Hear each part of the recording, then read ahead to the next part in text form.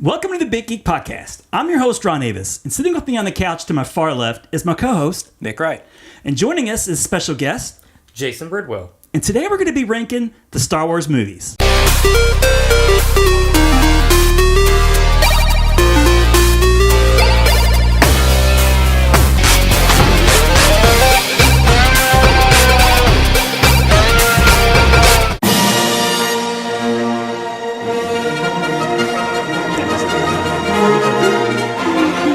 All right, well, welcome to the show, Jason. Thanks for having me. Welcome. Appreciate it. Thank you, Nick. Thanks, Ron. It's really cool to have you here. It's nice to have like another, big movie fan, movie aficionado, as you will, I do love movies. if you will. And this is a show that we've been wanting to do for a while. And we kind of toyed with the idea of doing a review of The Last Jedi. Yeah, I mean, like ever since Last Jedi came out, and obviously now it's February, but Yeah, and honestly, I wanted to give it some room to breathe. We typically do reviews a little bit later, like not like the week it comes out, because we want to avoid spoilers and all that. And we like to still breathing.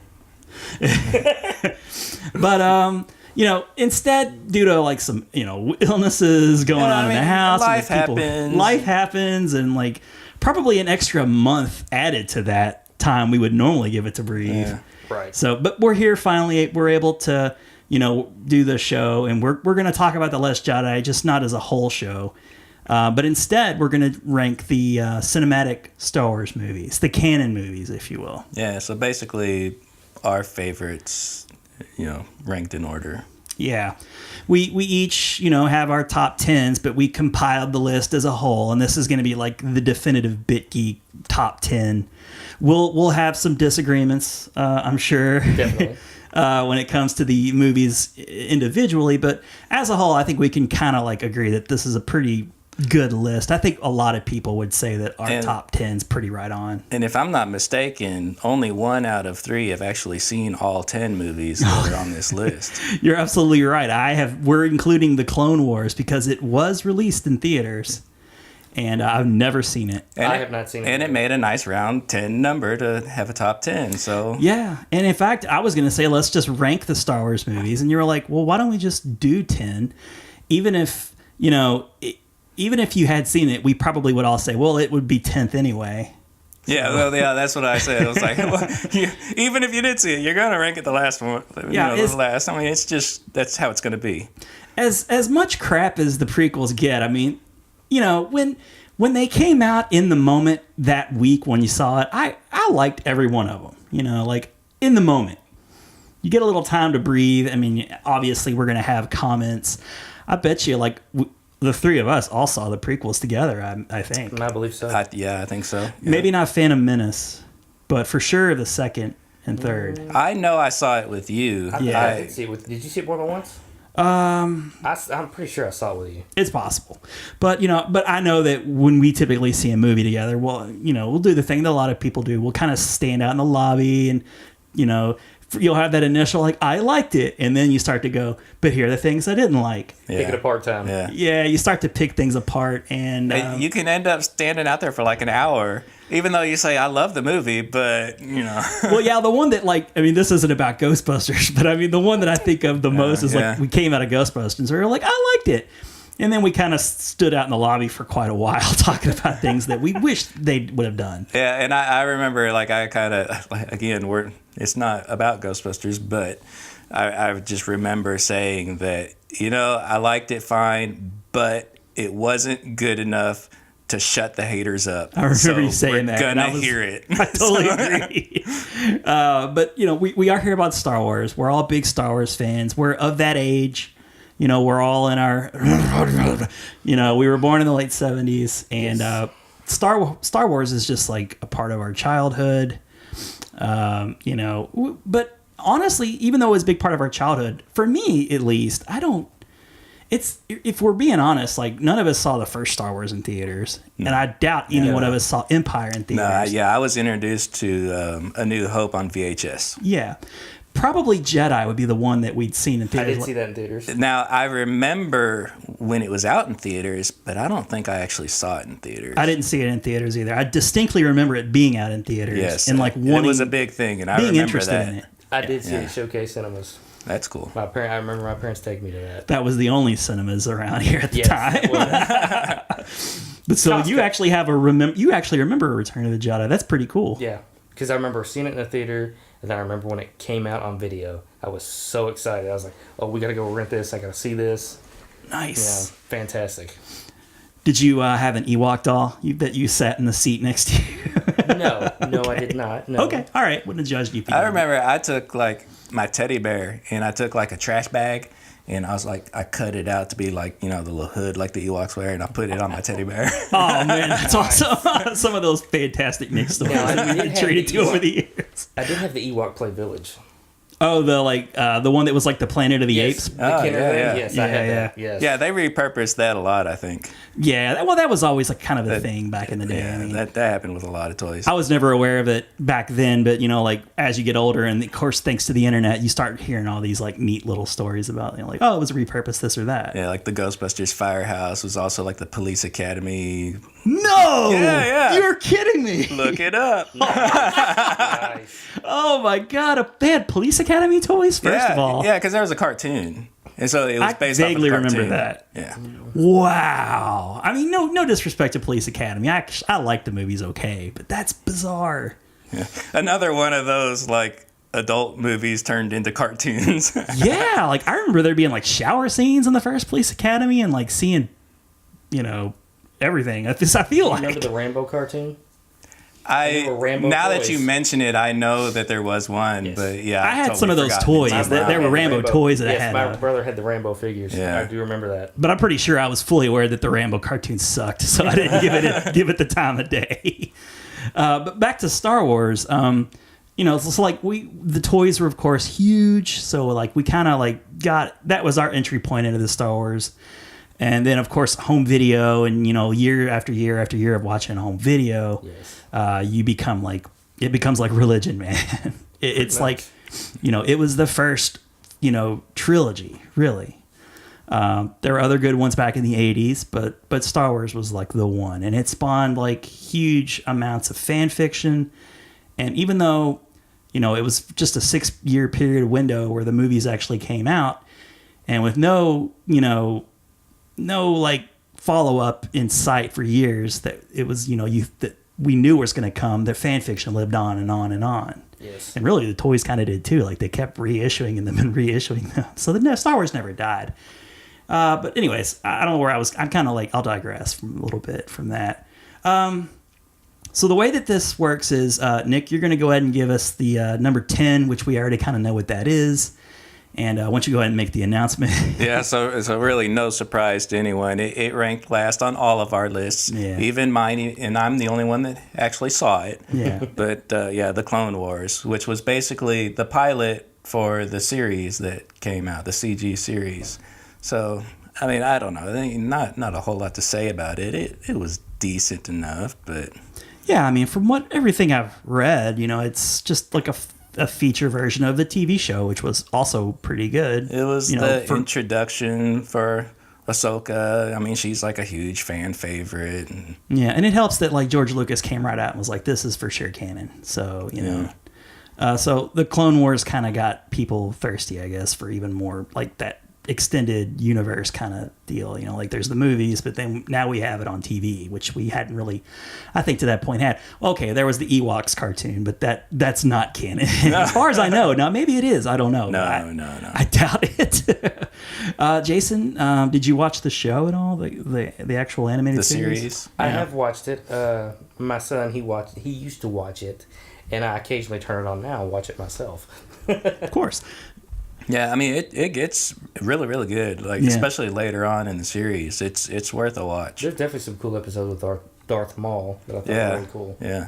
Oh, do they kind of delve a little bit deeper with Darth Maul? And Oh yeah, Yes. yeah. He's later on. He plays a pretty big part, and there's even in I think one of the last episodes. It's like maybe third to last or something. There's like a fight between Maul and Sidious. It's pretty cool. Cool, nice. All right, well, we won't waste a whole lot of time on the Clone Wars, but it exists. It's officially canon, so Well, we're gonna and recognize it. I guess one other thing. Okay, to bring don't want to up- move on too fast. Yeah, well, it just popped in my mind that even before like the CG Clone Wars, there was that Clone Wars like mini series that was on Cartoon Network that Genndy Tartakovsky did. That these. You want to hold these up, Jason? Oh well, yeah, I remember seeing those. Yeah, so those really introduced a lot of the characters like Asajj Ventress that they used in the CG. So I don't know how much they consider like these to be canon now that the CG series came out, but they did build off of that, and that's kind of interesting. Cool. So definitely worth a watch. Yeah. I mean, each episode was like just a couple minutes. They're very short things, but they were cool. It's the kind of thing now that they would just make a webisode out of probably and just release it over a series of little shorts. Cool. Very interesting. Anything else we want to share about the Clone Wars? Nah. It was a big deal. I mean, the Clone Wars is mentioned in the original trilogy, so it's definitely something fans were thirsty for. Yeah, and that's kind of a cool thing that, when back in the day when we saw, the original movie, it came out in 1977 and, they talk of the Clone Wars. So, yeah, Obi-Wan speaks of the Clone your dad Wars. fought in the Clone Wars and, and then they were able to never talk about it again until, in the 2000s when the other movies came out. Well, now that they're, doing all the spin-off films, maybe that's something you look into, Yeah, not to get ahead of ourselves, but I mean, that's a good point with these anthology movies. I mean, you never know. I mean, Disney's making money hand over fist, so they're just going to keep cranking out movies until one bombs and loses money for them. And even then, that they won't really be losing money. They have so much. Well, it's interesting that Disney purchased Star Wars basically for $4 billion, and they've already made that money back in just 3 films. Yeah. So I remember hearing at the time, wow, $4 billion. If anyone can afford it, it's Disney. But who would have thought they would have returned their investment that quickly? Mm-hmm. I wouldn't have thought. Yeah. Just 2 saga movies and 1 anthology movie later, they're broken even. It's crazy. Well, I don't want to say broken even because, of course, they have to make the films and those are expensive. But even each one of the movies they made, they're making money off of. So I really think they probably just about broken even, especially when you factor in toys and all that other stuff. They're not hurting, that's for sure. No, Disney's not hurting whatsoever. Mickey's got lots of cheese. So we'll go ahead and continue on with our number 9. All right, so yeah, number 9, kind of continuing on with that same theme. So Attack of the Clones, which was episode 2, is ranked episode 9 2 for us. released in Attack of the Clones. 2002. 2002. Thank you, Nick. And I didn't mention Clone Wars came out in 2008. Oh, gotcha. Thank you. Attack of the Clones. That was actually my least favorite Star Wars movie on my list. I guess it was so much of a love story, Yeah, and which didn't really work either. No, because the last time we see Anakin, he's just this little kid. Yeah, it ended up being super creepy. Yeah, and Natalie Portman looks like Natalie Portman. And then all this time is supposed to pass. Natalie Portman still looks like Natalie Portman. Yeah, and suddenly he's like a grown man. Last time you saw him, like you say, Anakin's a little kid. Natalie Portman is pretty much the same. Yeah. I mean, she's they supposed don't age her down or up or anything. No. I guess when she was queen, she was supposed to be 14 or something. Yeah. And so anyway, and now years have passed, but she doesn't look any different, really. What was Anakin's age at that point? 9 or 10, maybe? Yeah, he was I was going to say 8 or 9. I would have guessed 9 or 10, And, probably too. So, I don't know. So about 10 years have passed. But like I say, as far as Queen Amidala, she doesn't look any different. And Anakin just has these lines that let's hate on Hayden Christensen for. Yeah, I mean, right off the bat, he comes off too strong. You've grown even more beautiful. I forget what he says, but it was just it's super creepy. It's along those lines, yeah. Each one of these romantic lines comes out off with a thud. Yeah. Really bad. There's no chemistry between Hayden Christensen and Natalie Portman. And she even kind of looks at him like, I don't know how much it was, little brother. Yeah. how much it was the lines or compared to just his acting. Sorry, Hayden. No, it's okay. I mean, Hayden Christensen has a lot of probably fans have come both. down. A little of both, maybe. You know, to tease an actor in a Lucas movie is kind of a hard thing to do anyway, because there have been Right. some good actors come through Star Wars movies, and they all kind of had this signature woodenness to them, in my opinion. Yeah. You know, none of the lines. I mean, like the newer movies, I feel like it's a little bit better. But any of the movies that like Lucas was directly involved with, almost intentionally feels like that. Well, who was originally? Did he want to originally play that part? Wasn't it? It wasn't. There were a lot of people. Leonardo DiCaprio was one of the actors that was high on the list. Ryan Phillippe was high on the list. James Vanderbeek was high on the list. He didn't want that life. From Varsity Blues, right? Correct. Football movie, Nick. Gotcha. But yeah, there were, and I'm sure there were many more. I mean, we've all like read stories like way after the fact where like all, you know, like there's this famous iconic role, and then all these actors you hear were like up for the role, and I'm sure when you're casting, well, there were like I think they looked at like 3,000 actors or something like Holy that cow. when they were looking for Anakin. So obviously the elite of the young Hollywood's going to try and go for this role. So the names go on and on and on. But those are the three names that popped up for me as the most notable, especially for that time. Yeah. But you're like, man, wait, I wish Leonardo DiCaprio had gone to him or something. You know, like, Yeah, he would have it brought a little something to it. But, you know, and Natalie Portman was fine. You know, Yeah, she did a good job. I mean, she's just such a good actress anyway. Like, she can't help it. Like, at least be good. Well, right. But, you know, And I really liked having Jango Fett in there and explore kind of Mandalorian a little bit, and I thought it was neat to be like, oh wow, you know, so he's like the base for the clones, and so I found that kind of interesting. if you were really interested in the Clone Wars, you got some answers answered, some questions answered, Yeah. basically. Right. But for me, the only good thing about that movie was the Yoda fight. Yeah, Yes, that was epic. That was legit badass. Yeah. I remember like kind of being along for the ride while I'm watching it in the moment, but when like, you know, Yoda came out and like the lightsaber kind of like forced to his hand, like the force swing over, Yes. and he's like CG'd so he can move around really quick.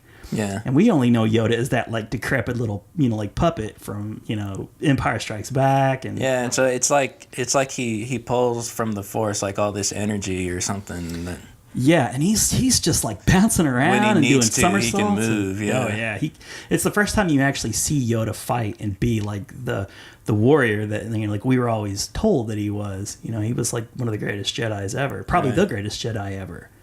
And now you're actually seeing him fight, and that was really cool. Like, That was very cool. if nothing else, that movie gave us that sequence. yeah. But I mean, all the movies so forgettable, man. I really can't even hardly remember most of that movie. When I think of the clones, Attack of the Clones, I think really limp love story, the Yoda fight. What else happened? I mean, Bunch of fluff. yeah. I mean, you see the battle, the clone battle, which I Right. guess is kind of nifty, but even then, it's Yeah, like and so like CG. when all really. the other Jedi like come in to like save the day, you know. Yeah, when that- all the Jedi spark up for that first time, Yeah, that that was was pretty cool. cool. I give them that. Yeah. All the different colored But like lightsabers. you were about to say, there was so much CG in those films. It just took away from it. It took us, 3 minutes to get into the poor CG? I mean, not poor Sorry. CG. I mean, at the time, I guess it was fine. But, you know, movies show their age really badly when it comes to CG. Yeah. And almost instantly, that movie started showing its age. Oh yeah, I mean, if they would have mixed the CG in with some real set pieces, some real on location stuff, but I think he did the whole film in front of a green screen, You did. and it just got very, very annoying. I mean, I don't know how you two feel about that, but I like practical effects. I'll tell you what. When I saw Jurassic Park for the first time and I saw what really, really good CG could be, and even Jurassic Park's mixed with really, really good practical effects. right. You know, I was really into CG. Yeah, I mean, I imagined, imagine the possibilities with CG. I mean, you can do anything. Well, I think that's how you pull it But off. they which do you just- both. Right. Yeah, they did when both. You mix it, that makes it look more real. But when it's just straight green screen, Yeah. it all looks like a cartoon. Yeah, it just looks so obviously like they're just standing in front of a screen. I Right. mean, And like from what I mean, I've seen the behind the scenes pictures where they're like just everything around them is just green.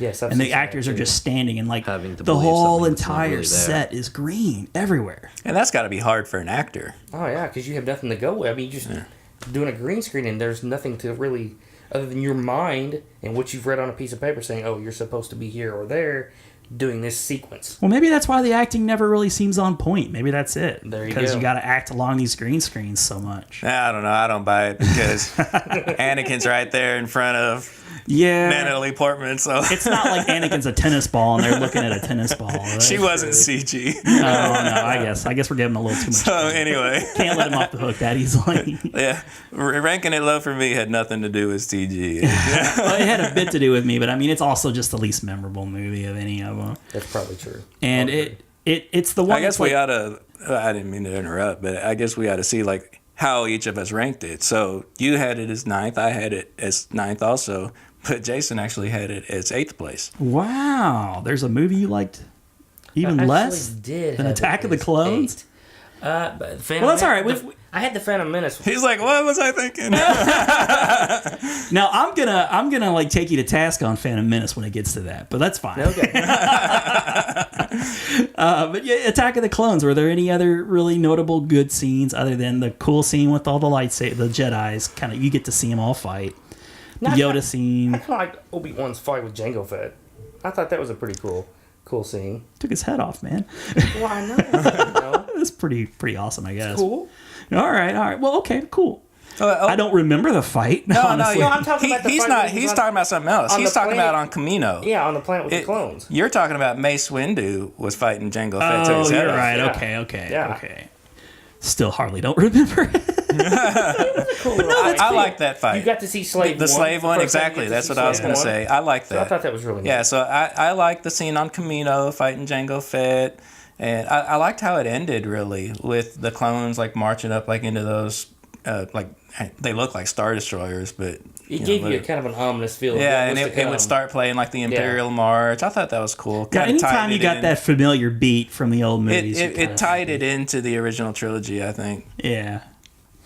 All right. So that was our number 9. Mm-hmm. Let's move on to 8. All right, so now Wait, let me see if I got any tidbits for the Attack of the Clones. Let's see. Oh, this is funny. The working title for episode 2 is Jar Jar's Big Adventure. whatever. Well, it's not to say that George Lucas didn't have a sense of humor about people hating Jar Jar Binks. And, there's hardly any defending Jar Jar. So, yeah, like they all had, like, Blue Harvest was a working name or whatever. Yeah. The working title was Jar Jar's Big Adventure. I kind of point out the whole, like, actors considered for Anakin Skywalker. Attack of the Clones is the only Star Wars movie that was not the highest grossing movie for that year. The Lord of the Rings Two Towers was actually a higher grossing movie that year. So yeah. it's so also the stiff competition there. stiff competition. Perfect for sure. example of good CG. Oh yeah. Your Bellwether, for example, but like every movie that gets released with any bit of CG, you're just like, wasn't Lord of the Rings. Always, it never fails. Look, man, you can do good CG and you can do not good CG. And to me, it's just easy to see poor CG. Okay, and speaking of Mace Windu, I don't know how true this is, but I read it in a couple of different sources, so maybe it is. But evidently, Tupac Shakur was reportedly auditioned for the role of Mace Windu. Now, I know what you're thinking. Well, Did Tupac Why do die? you bring this up at Attack of the Clones? He was introduced in Phantom Menace. I'm just trying to spread my tidbits out a little bit. Good point, Nick. Good point. Thanks for was thinking- screwing up my segue. Had he passed on Yeah. by 2002? Yeah, so like he was long dead by then, but evidently Rolling Stone printed some article where like I evidently couldn't think of when he died. he died before the first Phantom thought he- Menace. yeah, I He thought he died was- a couple yeah. years before that movie even That's what came I out. thought. So, in fact, I think production for that movie was already dead. But evidently, like I guess he somehow like auditioned. And if it wasn't Rolling Stone, I would totally disregard it. But I've read it in a couple of different How did places. the audition? Was it a Force Ghost? You saying he was a Jedi? Hey, you never know. Oh, holograms. All right, now we can move on to the next movie. Okay, so number 8, Number 8. The Phantom Menace. The Phantom Menace. Not a huge surprise there. So you, Ron, ranked at 7th. I did 8th, and Jason did 9th. It was my favorite of the prequel movies, for a couple of reasons. Yeah, I don't know if I can say it's my favorite of the prequels, but I appreciated it when it came out. I'm in the minority, I'm sure, because so many people want to like look to Yeah, I mean, it was super exciting when it came out because it was like the resurgence of Star Wars. Yes. So yeah, George Lucas, after years and years and years, and probably needed some money, he announced that he was going to make, the After prequel he claimed movies. he would never make them. Yeah, for years he was like, I'm done. Even though he came out and said like, oh, I got all these chapters, that in mind. I've rewritten in my head, I've got all these movies, all these stories that have yet to be told. And he even gave them title cards like episode 4, 5, and 6. Like, that's never happened, I'm sure, in any movie or anything where you have the gall to like release your first movie and call it part 4. It's kind of crazy. Even though technically, I guess he went back and called it 4 after 5 came out. Is that right? I'd have to look that up because I read something recently saying that the original Crawl, like when the movie came out in theaters, did not say episode 4. Yeah, I don't think and I don't remember it that way, but yeah, none of us were there, so can we really say for sure? But I've read that too. Yeah. So all these movies, all this time has passed. We got this announcement that he's writing the movies, and that was way back in like 95. Yeah. So we were sitting on this knowledge that new movies were coming out for like 4 years. In the hope that they would be so awesome. Yeah, and everybody was pretty sure they were going to be awesome. And we knew that we were going to get to see the origins, like your first origin story movies, really. Mm-hmm. Now that's like such a huge deal. Like origin stories are like a big thing. But Lucas was kind of like on the forefront of that whole origin story thing. And he's like, we're going to tell the story of Anakin. And like people were like, yes, I want to see Anakin Skywalker. Yeah. I want to see the Clone Wars. And if he had made like maybe 1 or maybe even 2 movies, it probably would have been awesome. But the fact that they made it 3 movies in the prequels probably made him suck a little more. But I don't want to get off the topic of Phantom Menace. Yeah, so people were like famously standing in line for months in advance. I had tickets and like I was waiting outside. Probably the last time I waited outside of a theater for a movie to start. I can't remember. That's been a long time ago. I can't remember. Yeah, I don't remember waiting outside. I don't either. Yeah, see, I'm thinking maybe I saw Phantom Menace with you the second time because I want to say like our friend Pat had like won some tickets and he invited me to go see it like the night before it came out. And we were all waiting outside in line and everyone's out dressed in costumes and like doing the whole thing, like sword fighting and all like lightsaber fighting outside. Yeah. It was awesome and it really lent to the whole like atmosphere. And even on the night that we saw it, I'm sure it was probably the next day. It was still huge. I'll never forget when that Star Wars like thing came up and people went they went crazy. Yeah. Yes. And they still kind of do that even in the last movie, but that first time they saw it after like 16 years, holy moly. Yeah. I mean, it was like people were like crying. Yeah. It was epic. And at the time I thought the movie was pretty good. Things I really liked about the movie. I really liked the pottery. The politics. No, that's boring. And people make fun of that in hindsight, and like I never really noticed it to be all that dry and boring at the time. Now it feels very much that way. Yes, Once you point it out, yeah. And especially if you put it like juxtaposed to like the original trilogy and the new stuff, it really looks dry and boring. Like, do we really care about blockades and all the trade and all this stuff? It's crazy, and Senate hearings and but I didn't see it for that at the time. Like I saw, seeing Anakin as a kid for the first time and the promise of what that would bring. And I loved the Qui-Gon character. I did too. That was a good character. And I thought it opened very strongly too with, it's got Anakin, not Anakin, young Obi-Wan and Qui-Gon, and, they go to the Trade Federation ship. It opens very strong. And then just instantly, like, all hell breaks loose. Lightsabers. Right, they're there as kind of like dignitaries. Yeah, and so that's when, you first see, like, lightsabers being used, like, differently than you've ever seen before, because he's, like, cutting open the door with it. It's all melting and stuff. That was so cool. Very neat. And yeah, and like Obi-Wan's got that like little like rat tail in the back. You know? Like, he's not an old man. Like we see Ewan McGregor as a young Obi-Wan Then he Kenobi. also didn't he have that little braid too? Wasn't there a braid? I think that was like Anakin, I want to say. He does. Does he? Yeah, he did, does, had a yeah. braid too, yeah. But you know, Liam Neeson and Ewan McGregor were phenomenal in that movie. Yeah, well, I mean, two very, very good actors. Yeah, and like I felt that Liam Neeson wasn't so wooden, and like Ewan McGregor not wasn't really. that wooden. So like those two together were really really good. I also like the Darth Maul. I thought he was a very strong villain. That was a very cool character. He was a very cool character, and I think people forget how popular Darth Maul was at that time. But that was a part of my problem with the movie. The let, fact let me talk about the good stuff first. my bad. Pod racing scene I thought was really cool. Like even today, Now, like I get jazzed for the pod racing. scene. But the one thing I'll have to say about the pod racing, yeah, it was pretty cool. Maybe a tad too long though. It did I mean, last about, 10 minutes? There's just a lot of just like every little bit. yeah.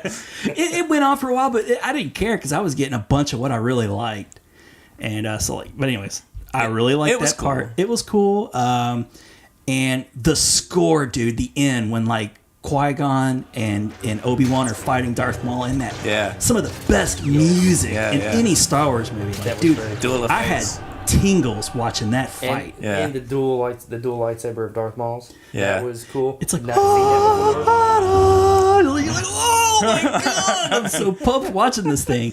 I could watch that now and just still be like tingles because the music Yeah. is so damn good, and the fight was so good. Best probably fight, with maybe the exception of this from the new movie. I thought was really good stuff. But like that fight was amazing. Like, we went from seeing some pretty lame choreographed fights in the original trilogy to that. Yeah. And big props to oh god, what's his name? The guy, Ray Park? Yes, thank you very much.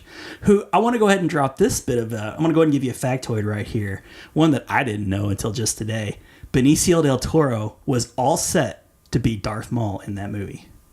Didn't know that. He was going to be Darth Maul, and he backed out last minute because Lucas had taken a lot of his lines out of the movie, and he was just like, nah. But that would be a way different movie if Benicio del Toro was like, Darth Maul, because so much of that character was the physicality of Darth Maul, the moves. I mean, Your lightsaber fights probably wouldn't have been as good. No, probably not. Ray Park is phenomenal martial artist. So I mean that probably brought so much to the table in regards to Yeah.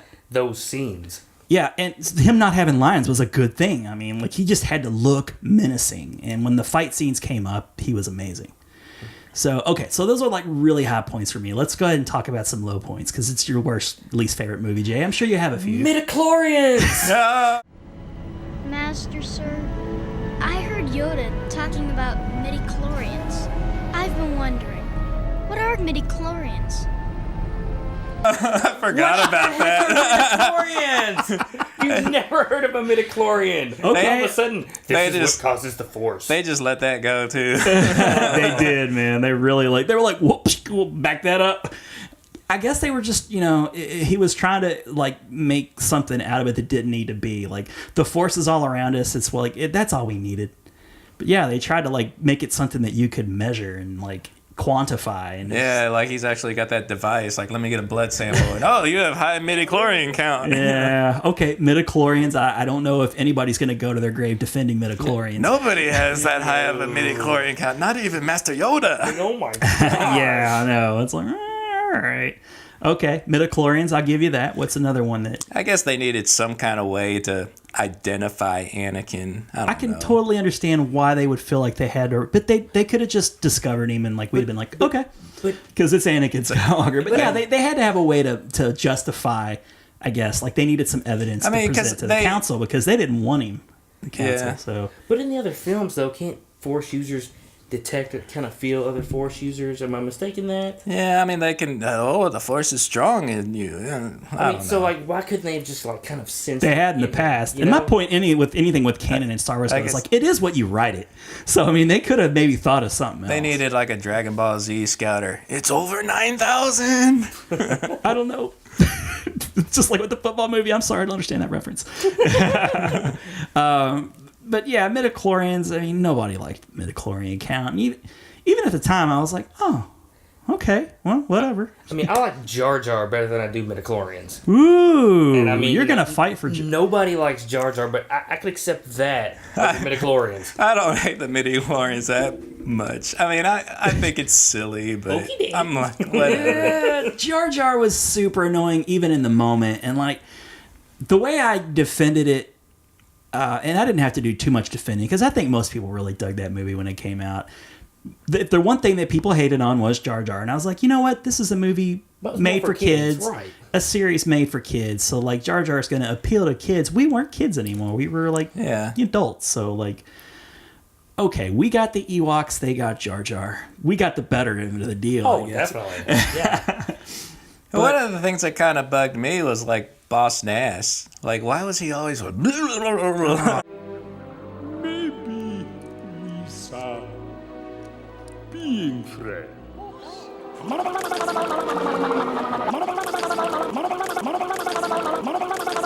Oh, yeah. That was just goofy.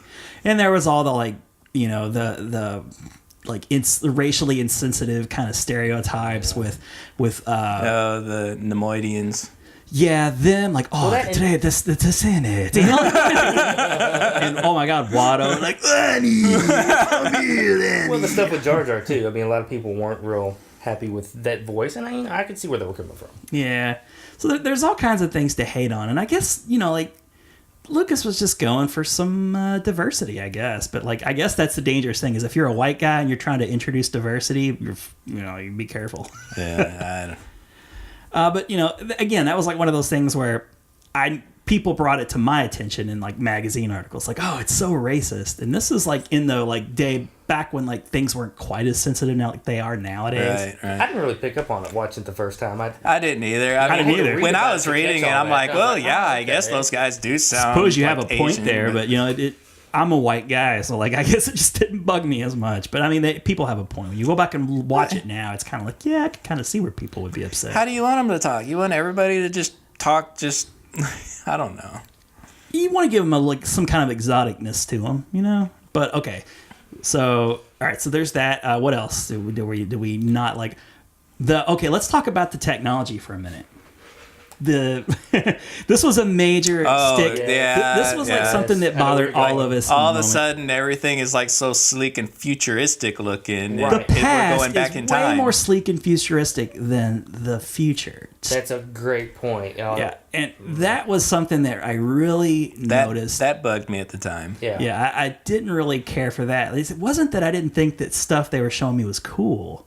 Just couldn't buy that like things would look the way they were. Like Not- like 70s technology suddenly, you know. Not to skip ahead, but then you get to the end of Revenge of the Sith, and it looks like the original movie. We go from what you just said, Yeah. the sleek, They bridged it. right. I mean, They I bridged it understand for why you. they did it, but it was just so like, really? Well, like in the new movies, the technology is very similar to like what it was in the original Star Wars movies.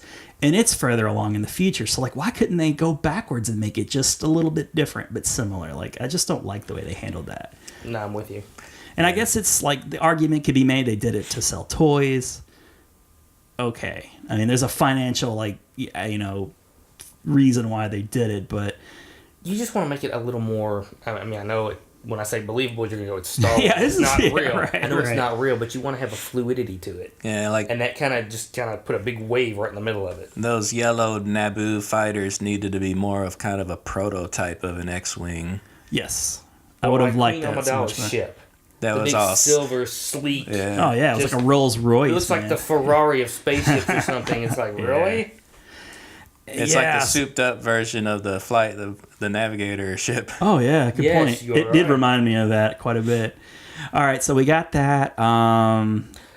Another thing I didn't like. Okay. I love Darth Maul, but the fact that he was in only as few scenes that he was, and then he died. And I'm like, that's all we get of Darth Maul? Yeah, you were about to go into that, and I cut you off. So thank you for bringing that back up. Yeah, Darth Maul is a character that you don't even hardly get to know. He's dead before. Right, like- you get some great fight scenes, this like menacing like guy, and you're like, man, he looks so cool. The makeup he had was phenomenal. we hadn't seen anything like this in Star Wars with a Sith guy looking like this. He was awesome. Like you said, the lightsaber fight scenes were just spectacular, like over the top, and then he's dead. I'm not going to penalize the movie for killing him off because it's just disappointing. That's all. Well, and that's kind of something I sort of have a problem with.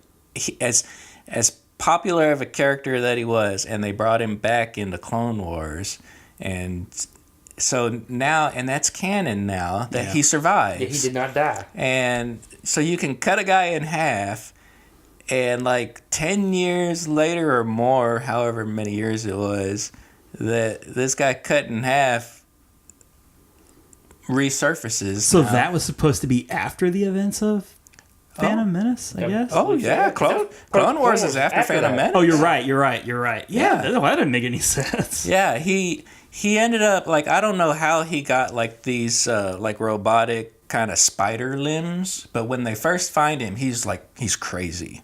He's just gone insane. He's been, like, hiding out, like, underground or whatever, and he's got, like, these robotic limbs to replace his, cut off Okay, so limbs. at least he was in poor shape. He wasn't, like, walked out, He was completely insane, and I won't get into too much, but the Dathomir witches, which you probably never heard of, kind of made him sane again, in a sense, sort of, and gave him new robotic limbs. So he's still got robotic limbs, but they're not like spider-like legs. Yeah, he was more of a humanoid type. Yeah.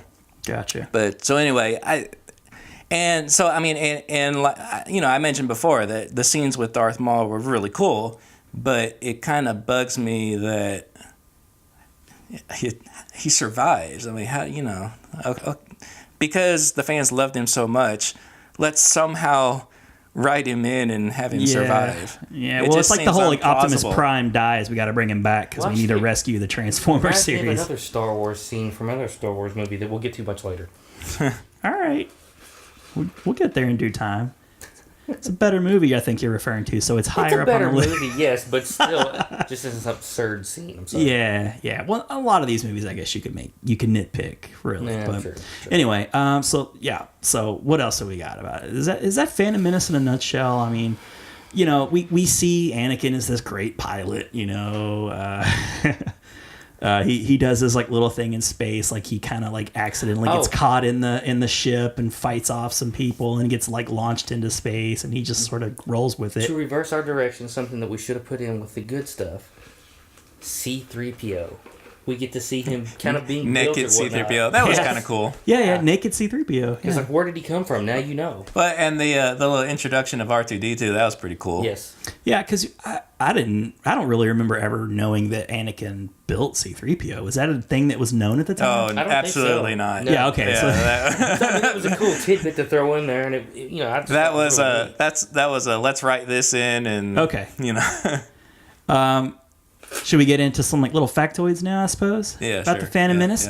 yeah. Did you guys know that the communicator that Qui-Gon used in the movie was a lady's shaving razor? I did. Yes. A Gillette ladies shaving razor. Yeah. Repurposed. I mean, he didn't like pull out like the pink razor and like put it to his face or anything. Keira Knightley played Queen Amidala's decoy in the Phantom Menace. That was Keira Knightley. It was Keira Knightley at 12. Let's see. She was 12. Wow. Yeah. Oh, that's really young. So this is funny, and I remember reading this totally at the time. That there was a bit of a spoiler. Like some people knew in advance that Darth Maul was going to die, and that is because when the CD came out and people got advance copy of that album, the soundtrack. One of the title tracks was titled "The Death of Darth Maul." Yeah, well. And that happens like from time to time with toys, you Yes. kind of It like happens a lot surprises with get ruined. toys, yeah. But I found that interesting that people were already like, if you were hungry for Star Wars and everybody was, and you bought that CD, you knew that Darth Maul was going to die. Yeah, Which is something I would have been disappointed with. 'Cause I didn't have that CD, so I didn't know. I don't think it'd be a huge spoiler to find out the bad guy dies, though. I mean, Yeah, not yeah, it huge. is a spoiler, but You don't want to know it going into the movie. yeah. Yeah, true. But that's like really my only bit of factoids I have. Like factoids. All right, shall we move on to number 7? Yep. All right. So number 7 was Revenge of the Sith, which Ron ranked 8th. I ranked up number 4, and Jason ranked 7th. So for you, Nick, that movie was like what you wanted. That movie really hit for you. Well, it was, I think, my favorite of the prequels. Now, that isn't to say it didn't have its problems. It absolutely had its problems. No. Yeah. I mean, yeah. Let's start out with the good. Let's That's talk not about my the movie. favorite moment.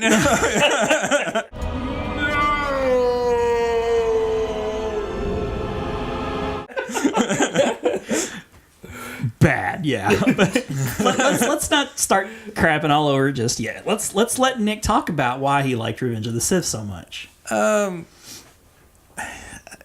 don't know why I liked it so much. Well, I mean, you finally get to see what happens to Anakin. I mean, that battle with Obi-Wan was like, if we could have seen that, like I said earlier, if you could have wrapped up all these movies into like 1 or maybe even 2, I think that would have gone down a lot easier. You probably had less politics, a lot more of an arc.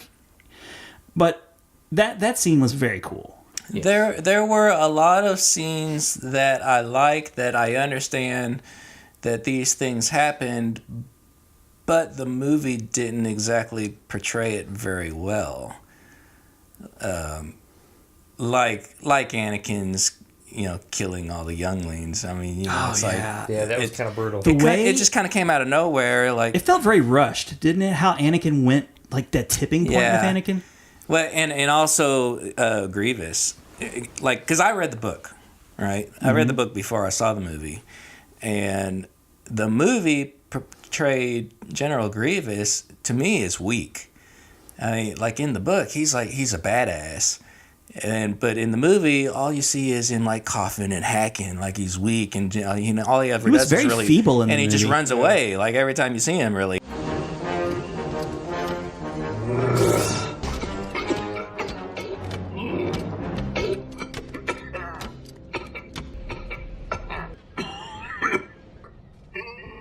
He doesn't really ever do much. But that scene when he finally backs him up as far as he can and he sparks the 4 lightsabers was pretty cool. But it wasn't like it was a one-sided fight even. Yeah, and that's the bad thing about that too, because you're like, oh yeah, it's gonna go down now. And like immediately, like within seconds, Obi-Wan takes off like 2 of those 4 limbs, and so now he's just back to 2 again. I remember being really and then he just runs away. I remember when he sparked those 4 sabers, I was like, oh shit, we're gonna see something cool. But all he did was just spin them. He just spun them. Yeah. And there wasn't like a really cool like. There was no like cool fighting sequence at all. You're right. Yeah, so that was a little disappointing. All bark and no bite for Grievous. And I mean, because he was supposed to be this great Jedi killer. He killed a lot of Jedi. Well, that's where he got the lightsabers from. And that's where he got the lightsabers. But in the movies, you never see that. I didn't know that. I absolutely did not know that he was like such a badass. Yeah. Because I just know him as the feeble, general or whatever. Yeah. And like there were scenes in the books, like, he's commanding like all the little droids in the ship and everything. And like one of them, if one of them said something wrong to him, that he would just like grab them in the head and just crush their head and toss them to the side. And, he never did anything like that. Yeah. Okay. So that's a bit disappointing. And there's like a deleted scene where he kills Shaak Ti, and they ended up cutting that. I mean, it was all filmed and everything, but they ended up cutting it. Not enough CG for him, I guess, huh? Yeah, I guess.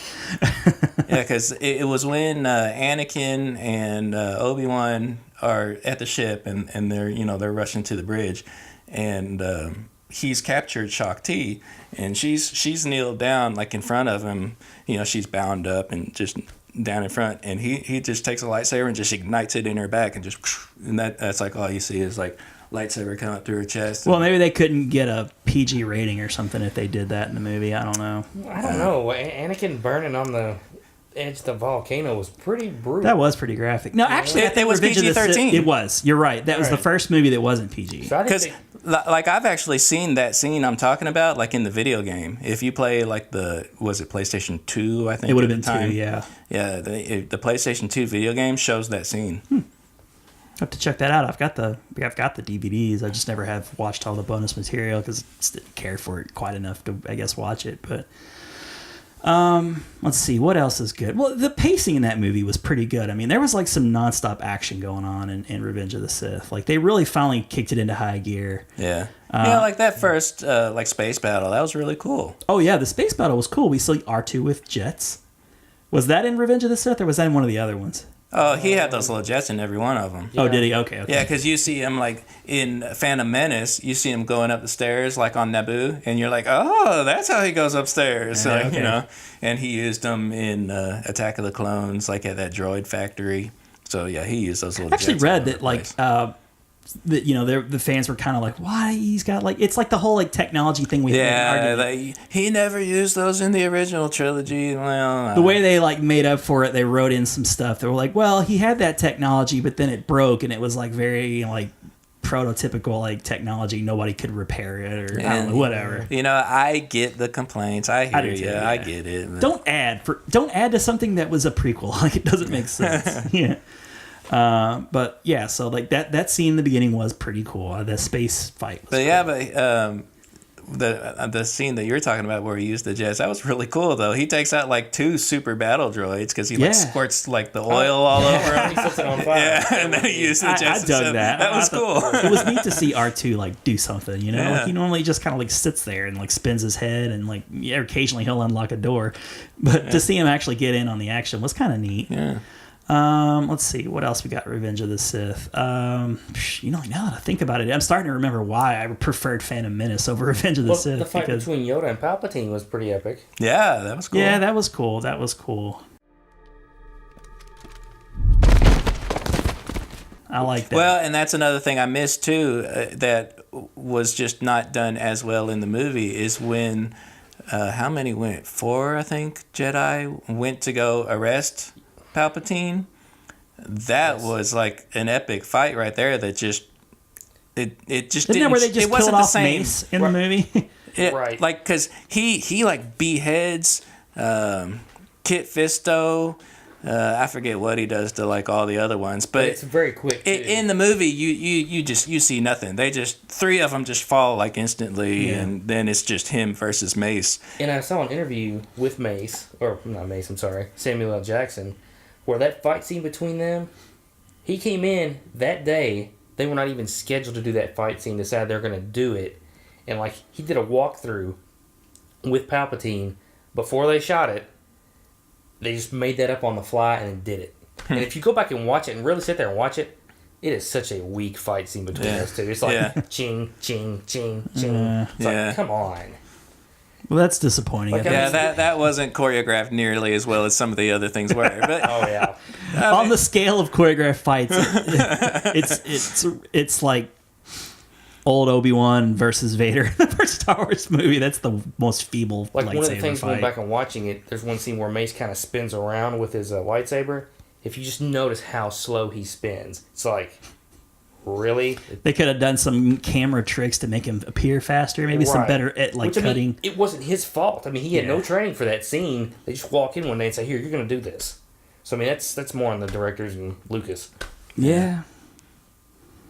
I don't know. But I was, overall, I was sort of kind of disappointed with how the whole, like, casting of Samuel L. Jackson as Mace Windu. Like, I mean, yeah, the purple lightsaber was cool, but, like, he really never did much. Right. I Like, mean, why cast Samuel L. Jackson to not do much? That doesn't make sense. He should have been cooler in the movies, I think. Well, that he was kind of built up to be one of the stronger Jedi, and then the way he goes out is just so like. Yeah, he just kind of runs into the room and dies, basically. Like, it's pretty weak. But I did kind of dig the transformation, like in that, like when he actually he starts looking old, like we're used to Yeah. him. Like that was cool. But I mean, he did actually beat Palpatine. He did. I mean, he had him. That's true. You're right. If it wasn't for like, oh, Anakin. Anakin came in Yeah. and interrupted, and True. then chopped off Mace Windu's hand. Well, he was a BMF. It's what it said on his lightsaber. Really. It literally did. That's one of the more like well-known like factoids. But It like, says it on my lightsaber. damn, that's what I'm talking about. There should have been more badass. If only there were like a diner scene with Mace Windu. Oh, man, that'd be great. But yeah, you're right. He did defeat him, but I mean, here comes stupid Anakin, like to ruin the day. But one has to wonder though if Palpatine knew Anakin was coming and Did he kind of worry let that- it look like, you know, Do a little bit of staged acting. it. Yeah. Although I'm surely thinking he didn't plan on looking like that hideous thing he looked like after that scene, you know? I've read things that Or was that his natural form? that indicate that maybe that is like his natural form, and that that Force lightning, when it was like That close thrust to back him. on him, it reversed that. That's kind of the way I saw it. Yeah, but I don't know. With the hindsight of reading stuff and afterwards, you get those like little explanations. But yeah, I felt like Anakin's like turn to the dark side was just too quick. It was rushed. The way the movie portrayed it. Yeah. yeah. But anyway, It wasn't satisfying, and that's the disadvantage that they had. Lucas had going into this movie. Like, we know how it turns out. We're just waiting for that moment or two to actually unravel on screen so we can say that's how it happened. But you need a good build-up, and like Yeah. you said, the build-up was kind of like... It wasn't very executed quick well. And not executed well. Like, you have to execute it really, really well to pull it off, and they just clearly didn't do it. So, you know, if that came first and then the original trilogy came after, we wouldn't have mattered as much, I don't guess. But we knew. Everybody knew what was going to happen. There's stories about it. All that extended, like, you know, fan fiction that was written. Like, everybody knows what's going to happen. But when you see it, you're just like, really? That's how it happens? And, you know, of course, like, you know, it turns out that, well, so, like, his reason, let's talk about the reasons why he went evil. He thought that he was going to have to bring, was it Padme back to life? Like, he was convinced that the... He kept having these nightmares, That she was gonna seeing die her during die. childbirth. Right. So he was convinced that, like, if he were a Sith, he could use that power of the dark side to bring her back to Palpatine life. told him he knew the secrets to So to that and could do Yeah, but it couldn't be taught by any Jedi or something like that. right. But, you know, I guess that's like why it's justified, and, you know, like, I don't know, it was not satisfying for me, and that's it's why I ranked it below Phantom Menace, to be honest. And I thought it was a fun movie. I think especially coming after Attack of the Clones, it felt like it was back on track. I felt like. I read it where I did because the story itself, like I was telling you guys earlier, off camera, that if this film was redone today, take the same exact story, just put it in somebody else's hands, let them direct it, I think that film could be so spectacular. But it was just the way that it got pulled off by Lucas and company. It just... Well, there were no Yeah. checks. Like, the thing about the Star Wars movies in the original trilogy is, like, yeah, it was Lucas's baby. Everything was from the imagination of Lucas. And, you know, he did the first one, and that's all well and good. But then he got some really talented other people to help him with the second and the third movie. And he still, like, there's this whole backstory going on between how, like, Lucas was very upset with studios and how, you know, he didn't want them. That's why he financed the second and the third movie and all of the other movies, because he didn't want interference from studios. And I totally get that. But it's almost like he got too crazy with power, too crazy with control. And there was nobody to tell George Lucas in the prequels that maybe this isn't the best thing. Yeah. All right. I mean, you had Lawrence Kasdan in, like, Empire Strikes Back. Yes. You know, and then you had, I'm sorry, I can't think of the director from Return of the Jedi, but it wasn't Lucas. You know, it was another guy. So, you know, when George Lucas comes out, and he directed all three of the prequels, right? Yes, I believe you're correct. I think so. I think he had some help here and there, but, like, he got credited for directing those three movies, and I just really don't think anybody was there to check him and say, this isn't a good idea, George. And that's why you got, like, what the movies you did. Yeah. Right.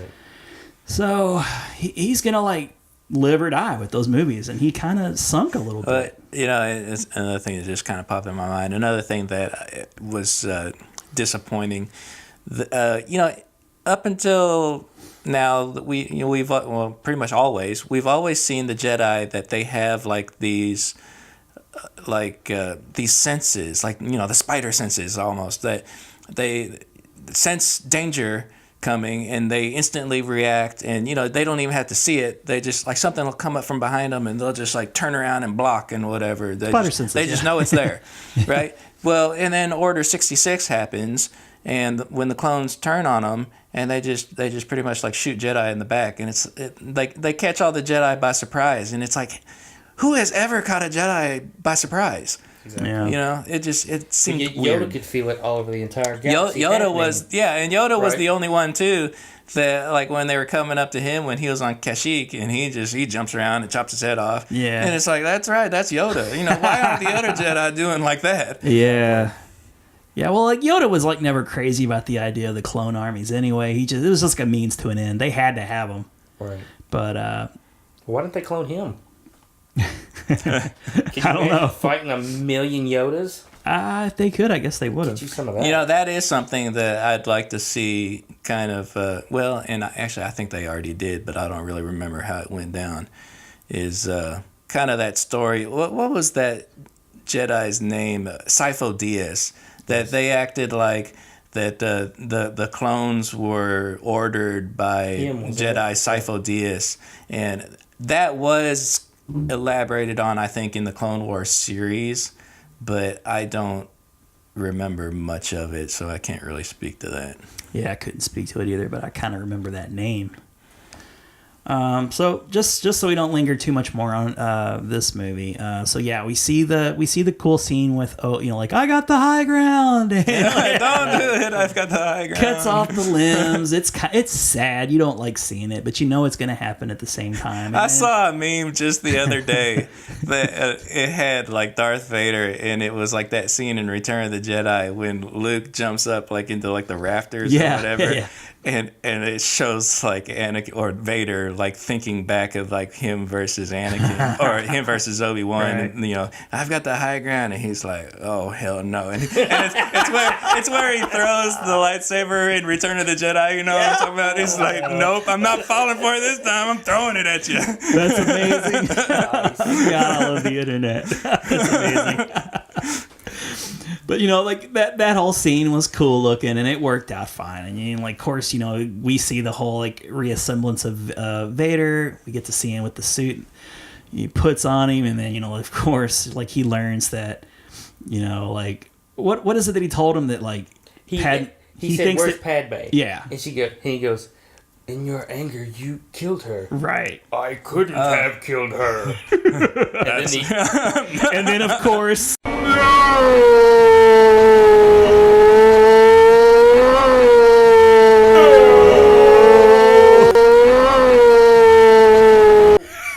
That's the thing that bothers me too about that movie is that Leia in the original trilogy says how she remembers her mother. Now maybe I guess she's talking about her adopted mother. I Maybe. don't know. Right. But it just, when Padme dies, you're sitting there in the theater going, What? Huh? She's dying now? Yeah. Leia remembers her. Right. In your head, that's what you remember. You're right. As somebody who watched those movies 100 million times, you're like, what? Like, man, she should have died like somewhere between now and when A New Hope comes out. Well, I mean, not long before when A New Hope comes out, but not right now. In between, yeah. because it could be like what you said. Maybe she's or what you said, referring to her other mother, her adopted mother. Yeah. But in Return of the Jedi, that's not what was implied. It's No, implied I like don't her think so real either. mother, because that's what Luke was asking about. I think you're right. Well, yeah, I think he even clarified it. Like, do you remember your mother, your real mother? I think he clarified. Qualified it even, yeah. I think he did. I don't know, but so that happens. Then you see, like you said earlier, that kind of crossover. Like they're building the Death Star, and then the Imperial March music begins, And all the technology starts to kind of revert back to shows- that 1970s look. Yeah, that was kind of ham-fisted the way It they shows like transitioned the it. young like Tarkin, and they're all on the bridge Yes. and looking at the Death Star being built. That was cool. Yeah. Well, speaking of factoid, George Lucas actually wanted to do a CG'd version of Grand Moff Tarkin. What are then? Yeah. At that time? wow. Yeah, but apparently they tried it, and all the footage they had of Peter Cushing, like they said, was unusable. Like they couldn't do it. Like the technology just wasn't there. But he wanted to CG Grand Moff Tarkin then. Wow. That's crazy. Yeah, that's pretty that was like- nuts. Especially when it's so much like earlier that just he's younger. So what? Yeah. I mean, what they did worked fine. They just Yeah. found a Yeah. guy that resembled him. Yeah. And used him. Which is how they could have handled. Well, anyway. Other factoids: the Millennium Falcon made a cameo in Revenge of the Sith. Where was that at? Do you know? It's on one of the planets, and like I don't remember it, but it's something that I read on multiple sources. So apparently, it's like a freeze frame. You catch it. Which one of the films was it? Where the meeting of the Senate, or was the cameo? Oh, E.T.? E.T., yeah. That was a Phantom Menace. Phantom Menace, Menace. That's what I thought. Yeah. Yeah, I left that one out too because that's another really well known one. But it was cool. I mean, it was, you know. Oh, and speaking of General Grievous, Nick, did you know that Gary Oldman was originally supposed to be the voice of General Grievous?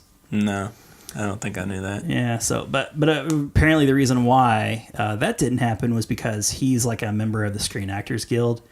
There was a strike, wasn't there? Well, there wasn't a strike. George Lucas was dismissed or left the Screen Actors Guild because okay. he refused to.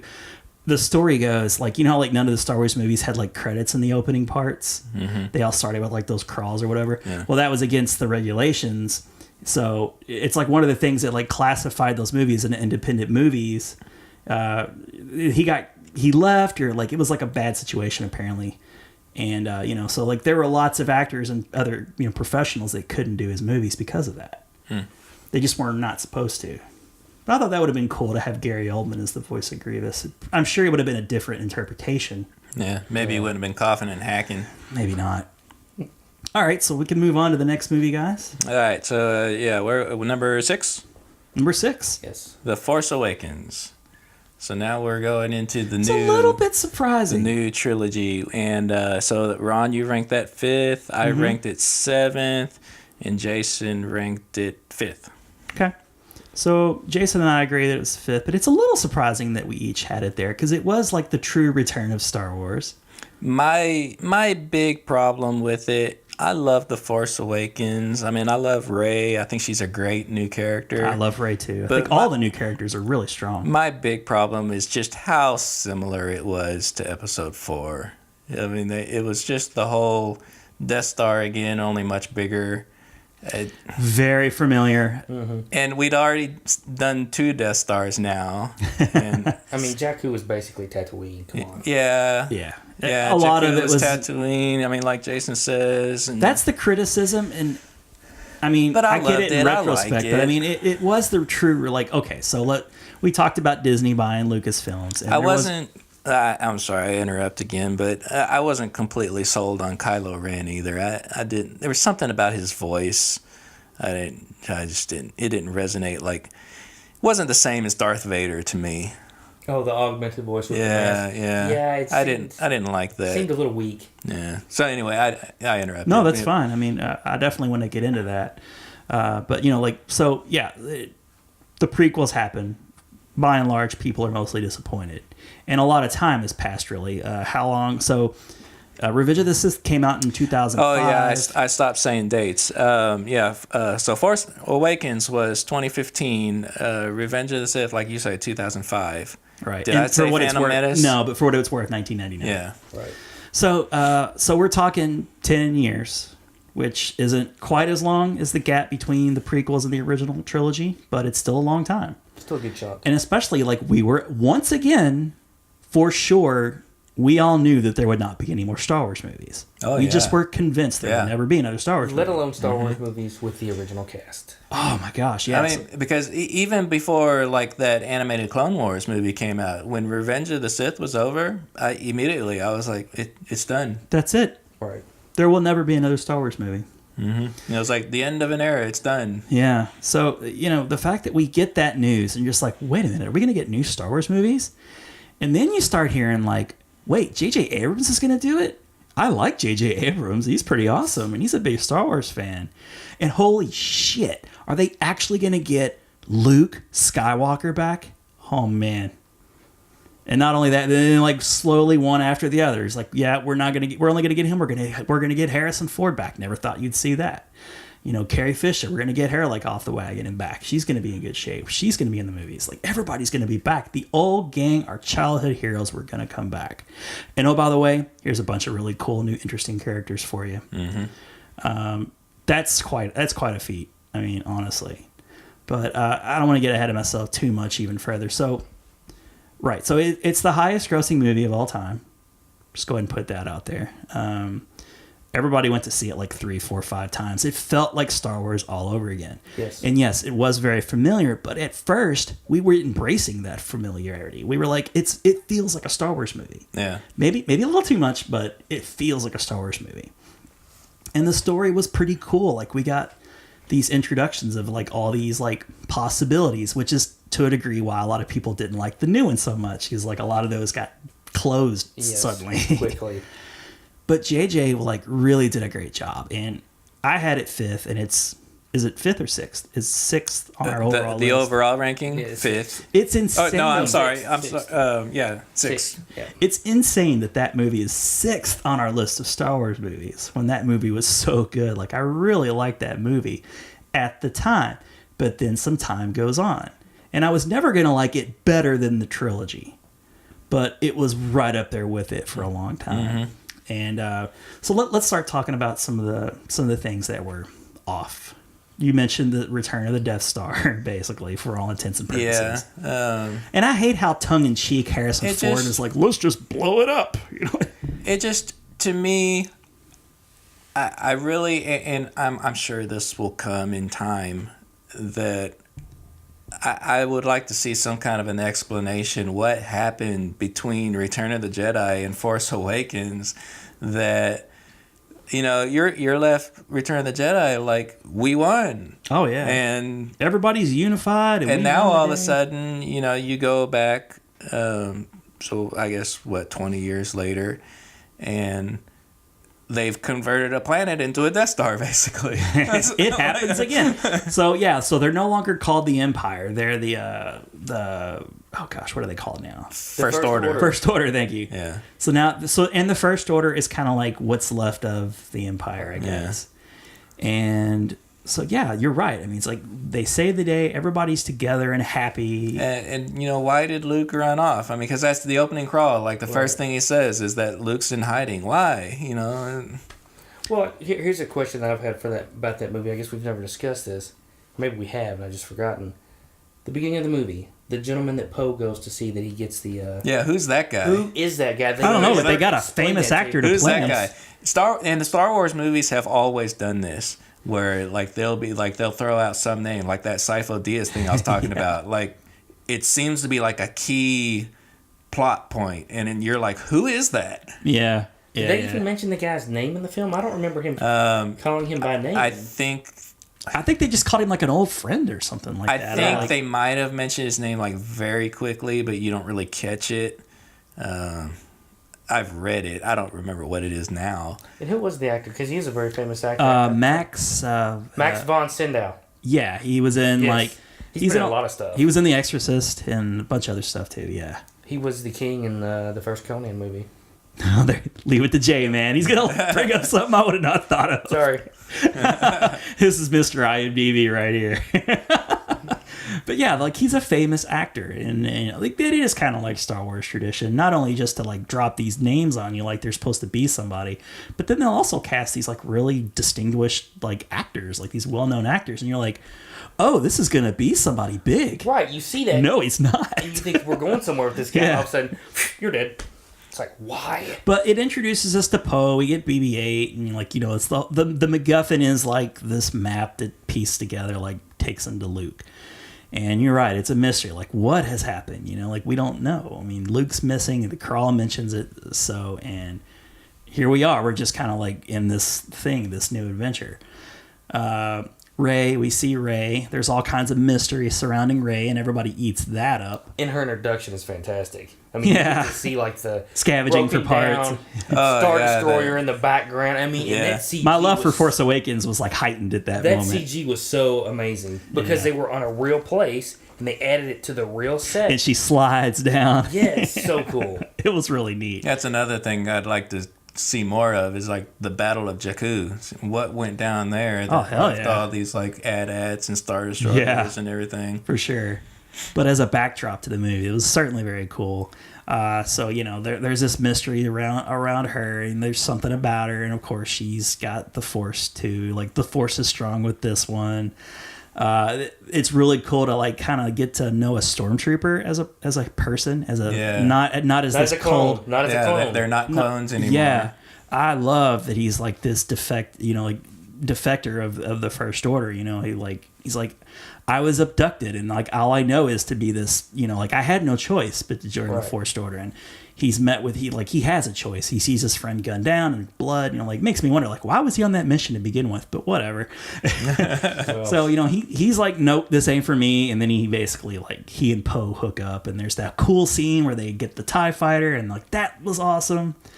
And then they go back to Jakku, and then you know like all the characters kind of like come together, and that chemistry instantly with you know Poe, or not Poe, but with Rey. Finn and Rey. Yeah, Finn and Rey had a really good chemistry. They all had good chemistry.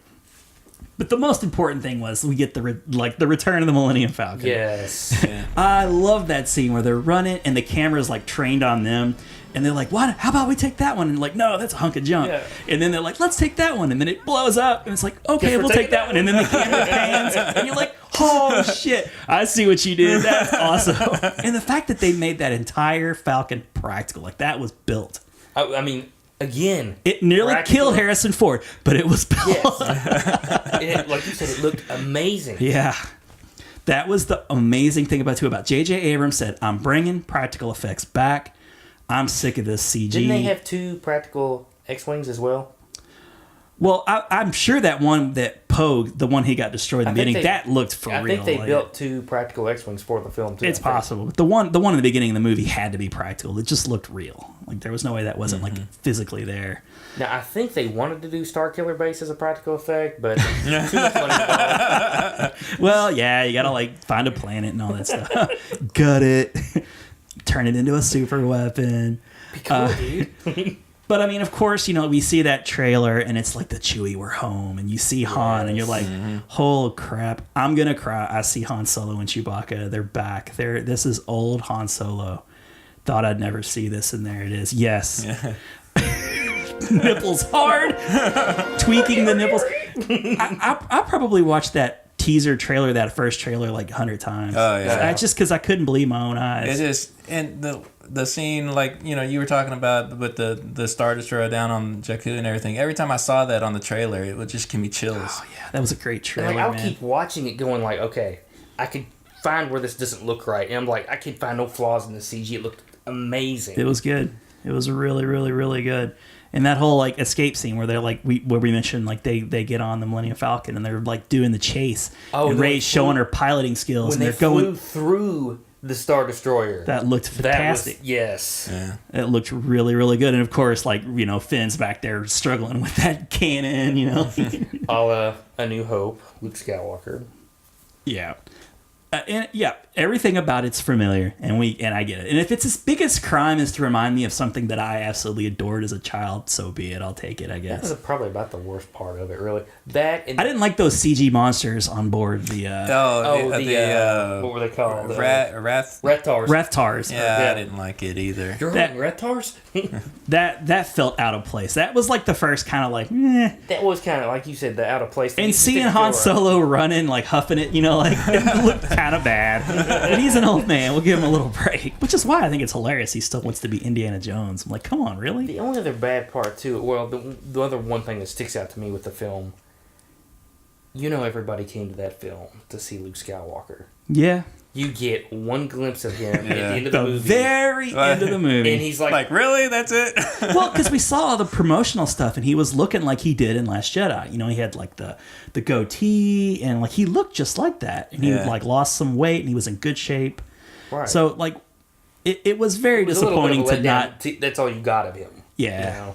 It was it was a bitter pill to swallow when like it ended right there. It Yeah. was neat, but Yeah. it was a bitter pill to swallow. And obviously, it was not easy to take the fact that Kylo kills his father. I mean, you lose. Yeah, Han. that if I'm gonna penalize a movie too, like I did not want to see Han Solo die, and I get why it happens. It makes total sense in the arc of the story, and everybody, like Harrison Ford wanted Han to die in Empire. A long time ago. Long time ago. I thought it was Jedi that he wanted him to die.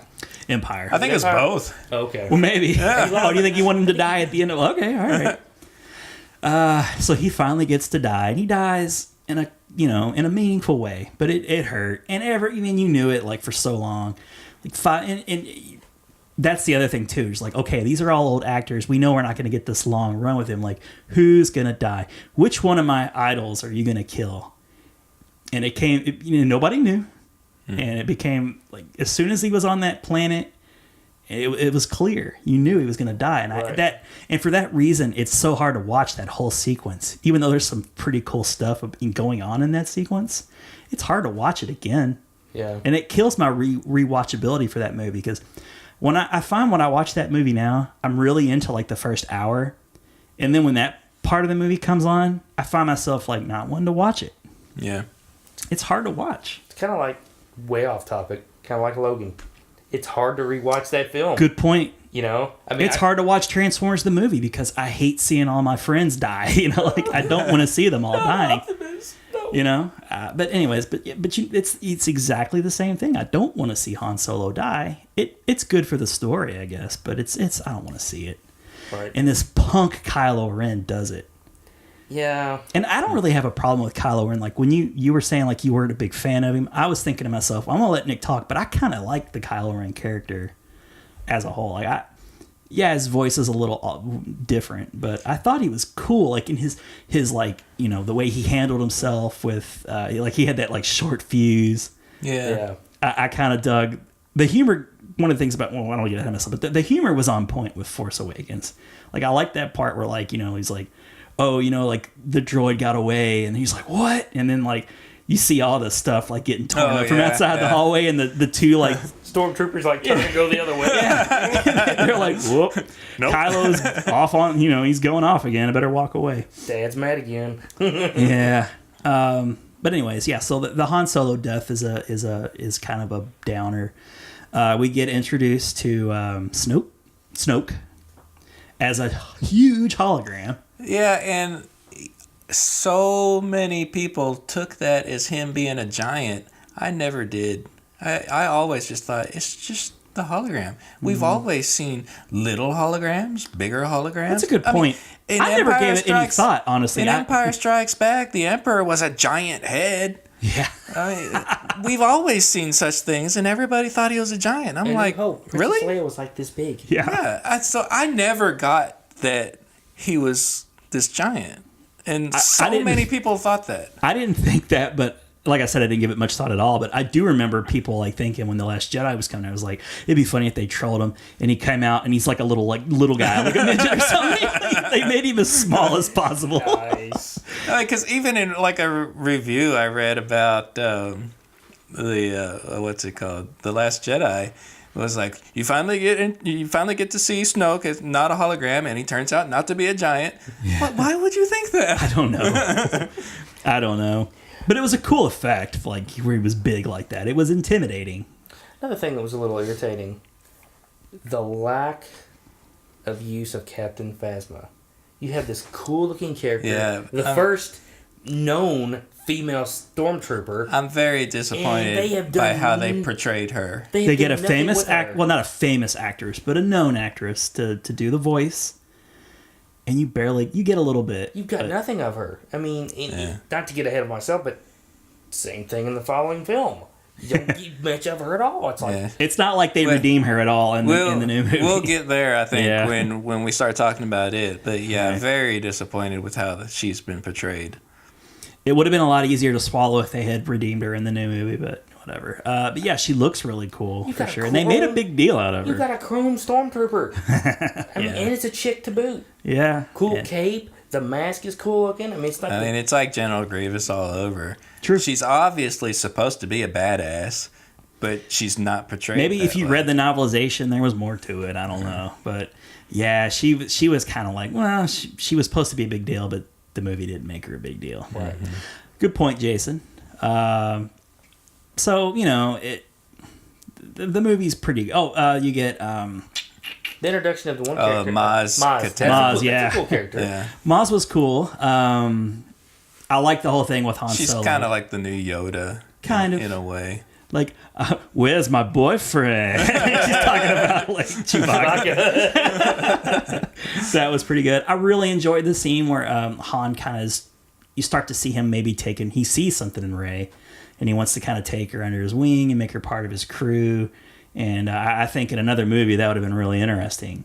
But for me, it kind of like, and the more I think about it, I feel like in the end, she's going to be like the Han Solo character of the new group. Because I feel like she wants to be the adventurer. Mm-hmm. She doesn't want to be the Luke. She kind of goes along with it. She's got a little scoundrel in her. She's got a little scoundrel in her. That's true. And she takes to the Falcon, and I like the. Well, I don't want to get to the new movie, but I feel like when it's all said and done, when the dust settles, she's going to be more Han Solo than Luke Skywalker.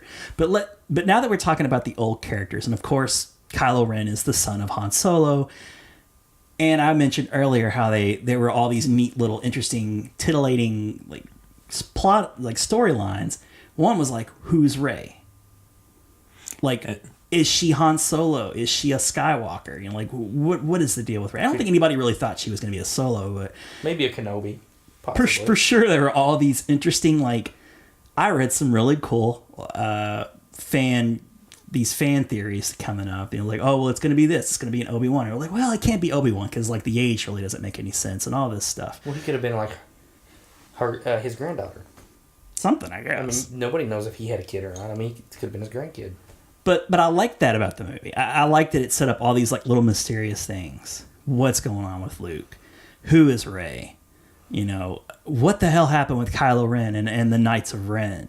Where, you know, like all these interesting little things. Who is Snoke? He's obviously supposed to be somebody big. Yeah.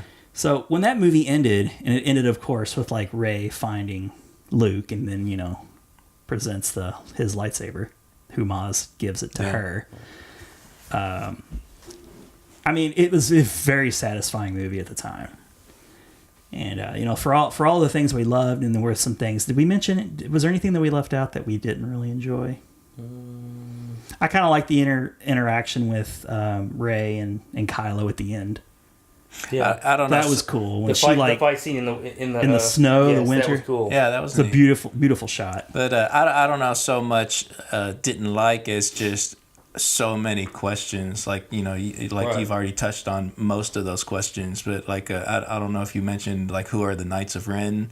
Who is Snoke? know? I mean, He mentioned Snoke. You know, who's Snoke? There's just so many questions that are still left unanswered, which will come. They may all get answered. And again, like every Star Wars movie really has done this. Yeah. Everyone has like left these things that it brings up like some kind of event or something that it just leaves you like, well, what happened there? What's that? Who's it that? encourages fans to go wild with their imagination. Yeah. And that's the genius of Star Wars and its fans. And I mean, my personal theory of who Snoke is, it's Jar Jar. The next film is going to be Jar Jar. I heard that. That was a legit contender for like who Snoke was. I mean, people were like making the case that he was Jar Jar. Because what the hell happened to Jar Jar, right? How great would that be? Tell you what, guys, this show's going a bit long. We'll go ahead and put a pin in the list right here, and for next week's episode, we'll continue the list. Okay. All right. So we'll just be back for the rest of the list, and we'll see you next week on Big Geek Podcast. All right, see ya. See ya.